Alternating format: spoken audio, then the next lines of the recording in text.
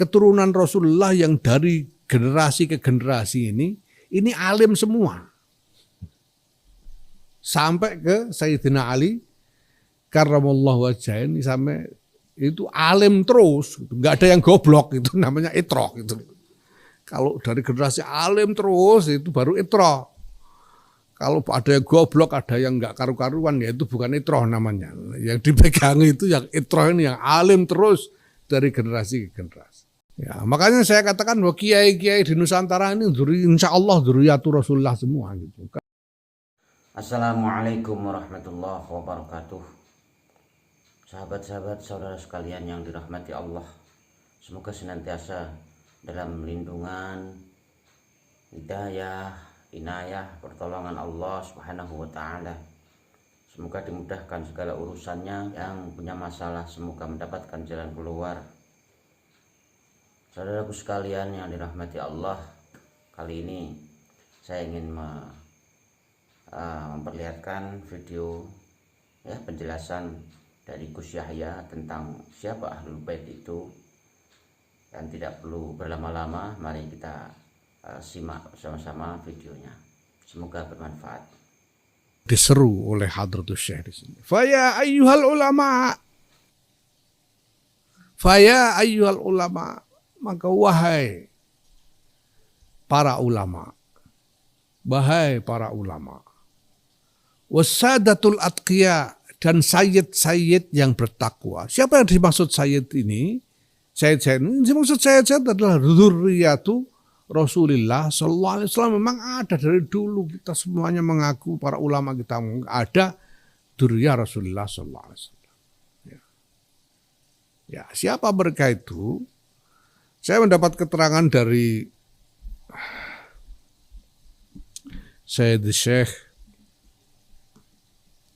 Kiai Maimun Zubair tentang hal ini. Saya sudah pernah sampaikan, ada di YouTube sudah itu, saya lihat tempo hari itu. Jadi ada ahlu baiti Rasulullah, ada alu Rasulullah, ada dzurriyyatu Rasulullah, ada itratu Rasulullah. Ya. Ahlu baiti Rasulullah itu siapa? Ahlu baiti Rasulullah itu ya jadi pada ada satu riwayat Rasulullah pada satu ketika melingkupi dengan selendang, beliau bersama Sayyidina Ali, Siti Fatimah, dan dua orang putra mereka Hasan dan Husain. Dan Rasulullah mengatakan hadza ahlu baiti. Jadi ahlu baiti Rasulullah yaitu Kanjeng Nabi sendiri, Sayyidina Ali, Sayyidatina Fatimah, Sayyidina Hasan, dan Sayyidina Husain radhiyallahu anhum. Itu ahlu baiti Rasulullah sallallahu alaihi wasallam sebagaimana yang dinyatakan sendiri oleh Rasulullah sallallahu alaihi wasallam. Nah, kemudian ada alu Muhammad. Menurut Kiai Maimun Zubair, alu Muhammad ini adalah dari Bani Hashim, itu semuanya alu Muhammad, Bani Hashim dan Bani Abdul Muttalib. Ini alu Muhammad. Ini termasuk Sayyidina Abbas dan keturunannya, ini alu Muhammad. Sepupu-sepupunya Kanjeng Nabi dan lain sebagainya. Ini alu Muhammad. Ya tentu saja yang mukmin ya. Abu Lahab gak termasuk ya. Yang mukmin Sayyidina Hamzah itu alu Muhammad. Keluarga dari Bani Hashim dan Bani Abdul Muttalib. Kemudian ada dzurriyyatu Rasulullah sallallahu alaihi wasallam. Siapa dzurriyyatu Rasulullah ini? Siapa saja yang lahu nutfatun nubuwah. Siapa saja yang punya garis keturunan baik dari laki-laki maupun perempuan, itu dzurriyyatu Muhammadin sallallahu alaihi wasallam. Kita tahu bahwa kalau yang diklaim sebagai keturunan Nabi yang terkenal sekarang ini adalah dari keturunan Sayyidatina Fatimah. Ya, itu berarti perempuan. Yang dihitung itu dari nasab, dari jalur perempuan. Ya. Makanya nggak dibilang Dzurriyyatu Ali, nggak dibilang Dzurriyyatu Ali karramallahu wajhan, Dzurriyyatu Muhammad, walaupun dari perempuan Siti Fatimah. Dan putra Siti Fatimah yang kemudian punya keturunan itu bukan cuma Sayyidina Hasan dan Sayyidina Husain, ada yang lain, ada Ummu Kulsum dan lain-lain. Yang punya keturunan juga. Kemudian Kiai Maimun juga menyebut Siti Ruqayyah dan Siti Zainab itu juga ada keturunannya. Ini semuanya zurriyatul Rasulullah. Baik dari jalur laki-laki maupun perempuan. Ya, makanya saya katakan bahwa kiai-kiai di Nusantara ini insya Allah dzurriyyatur Rasulullah semua gitu. Karena dari dulu ada tradisi campur yang tidak karu-karuan, yang sudah tidak ada lagi parameter bahwa laki-laki perempuan dari Bani Hashim atau Bani Mustafa di Nusantara atau Bani Abdul Muthalib di Nusantara ini, perempuannya harus menikah dengan laki-laki dari Bani Hashim juga. Itu dari dalam tradisinya tadinya tidak ada di Nusantara. Kenapa lah, orangnya belum banyak. Nah sekarang kalau ada Bani Hashim punya anak perempuan mau dikawinkan dengan Bani Hashim laki-laki, sudah tidak ada lagi, ya terpaksa dikawinkan orang Jawa. Dikawinkan sama orang Sunda, orang Minang dan lain-lain. Jadi ini udah campur. Tapi semuanya dari keturunan itu memiliki nutfah nubuwah. Ini yang semuanya berhak disebut sebagai dzurriyyatu Rasulullah SAW. Itu sudah biasa dari dulu, itu campur tak karu-karuan. Ya makanya juga jadi saya sempat pernah mengulas tentang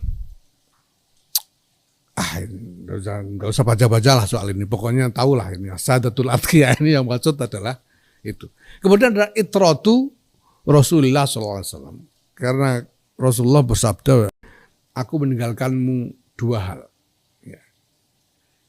Ya tamassaktum bima lam tadil. Kalau kalian berpegang teguh pada dua ini, kalian tidak akan sesat. Yaitu apa? Kitabullah wa itrati. Rasulullah, Kitabullah wa itrati.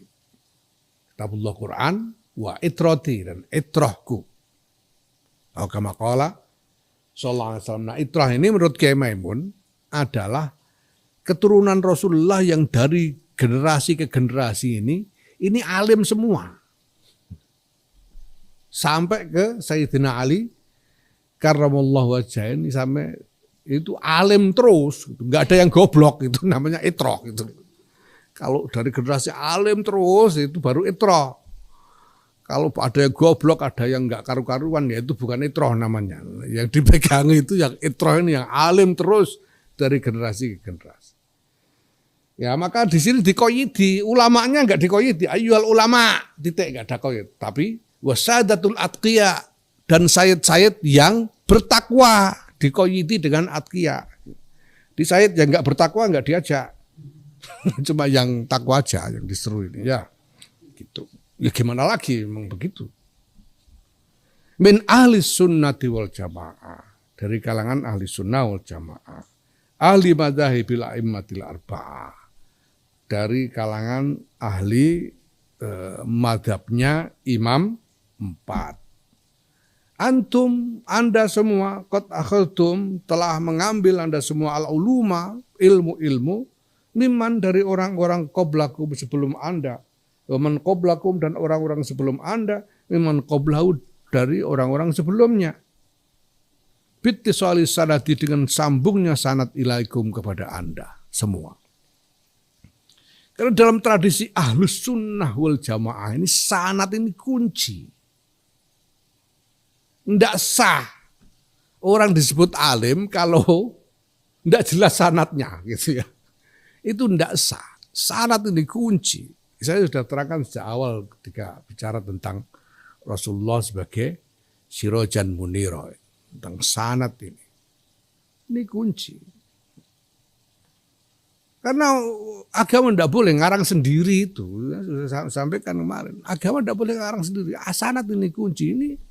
Ini bagian dari keyakinan Ahlus Sunnah wal Jamaah. Ulama Ahli Sunnah yang dianggap termasuk dalam ulama Ahlus Sunnah wal Jamaah ini, ulama yang punya sanad. Kalau ndak punya sanad, cuma nemu dalil dari sobekan koran, dari sobekan kalender dan sebagainya. Ya ndak termasuk ulama Ahli Sunnah wal Jamaah, walaupun mungkin alim. Tapi kalau ndak ada sanad, ndak. Ini sanad penting. Nah karena di dalam Ahlus Sunnah wal Jamaah ini mereka yang punya sanad ini yang punya wewenang keagamaan. Mereka ini punya sanad ini. Ya. Wa tanzuruna amman ta'khuduna dinakum, dan Anda semua telah mewaspadai dari mana, ya, amman dari siapa, ta'khuduna Anda mengambil dinakum agama Anda. Jadi ulama Ahlus Sunnah itu kalau mau berguru itu tidak sembarangan. Guru itu nyari guru yang jelas sanadnya dan kemudian juga jelas baik akhlaknya. Itu doktrin Ahlus Sunnah wal Jamaah. Kalau nyari guru sekedar nyari di YouTube itu juga bukan Ahlus Sunnah wal Jamaah. Nyari yang jelas sanadnya dan jelas baik akhlaknya, jelas mulia akhlak, itu guru. Ya, nanti ada dalilnya itu. Ya. Jadi selalu hati-hati dalam memilih guru, karena dari gurulah kita mengambil agama. Kita mengambil agama dari guru, dan agama itu saya sudah bilang tempo hari tidak cuma soal pemahaman akal, tidak cuma soal laku lahiriah, tapi ada dimensi ruhaniyah yang paling menentukan di situ. Nah karena para ulama Ahli Sunnah wal Jamaah ini disiplin di dalam doktrin sanad dan doktrin meneliti guru-guru ini, maka mereka punya wewenang. Jika dikatakan fa'antum, maka Anda semua adalah khazanatuha, gudang-gudangnya ilmu, wa abwabuha, dan pintu-pintunya ilmu. Wala tu'tul buyuta, dan janganlah kalian semua memasuki rumah illa min abwabiha, kecuali dari pintu-pintunya. Faman, maka barang siapa ataha memasuki rumah-rumah min ghairi abwabiha, tidak dari pintu-pintunya, orang macam itu yang masuk rumah ini rumah itu masuk tapi tidak lewat pintu, itu sumnya dinamai sarikon, maling. Jadi masuk rumah itu lewat pintu. Kalau masuk rumah sana rumah sini enggak lewat pintu, lewat gendeng semua, maling namanya gitu. Gitu. Nah ini kenapa? Ini yang pertama-tama diajak. Karena yang dibutuhkan oleh dunia, oleh umat adalah jawaban dari agama. Dan yang berhak menjawab atas nama agama itu sekali lagi adalah ulama. Maka Hadratus Syekh Muhammad Hasyim Asy'ari memulai semua ini dengan menyeru para ulama. Ya, demikian sahabat-sahabat sekalian yang bisa kami hadirkan. Semoga bermanfaat dan semoga kita semua selalu dalam lindungan Allah Subhanahu wa taala. Salam NKRI. Semoga kita semua, negara kita selalu diberikan kemudahan, ya, dijaga oleh Allah Subhanahu wa taala. Mari kita jaga persatuan dan kesatuan negara Republik Indonesia yang tercinta ini. Demikianlah Mohon maaf, wallahul muwaffiq ila aqwamit thoriq. Assalamualaikum warahmatullahi wabarakatuh.